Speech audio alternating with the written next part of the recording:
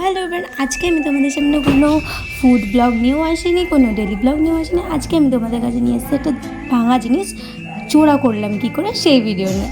তো এই শাখাটা দেখতে পাচ্ছ, এটা হচ্ছে আমার মায়ের বিয়ের শাখা।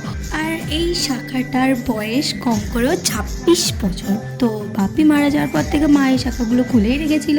আর তাছাড়া আমার মা যে কোনো জিনিস খুব যত্নে রাখে, আর এটা তার বিয়ের শাখা বলে কথা, এটা তো বেশি যত্নে রাখার কথা। আর এতই যত্ন করতে গেছে যে এমন জায়গায় রেখে গেছে একটু ভেঙে গেছিলো শাখাটা। আর তার জন্য মা আমার কাছে সকালে এসে খুব মন খারাপ করে বলছিল যে দেখ, এত বছরের শাখাটা আমার ভেঙে গেছে।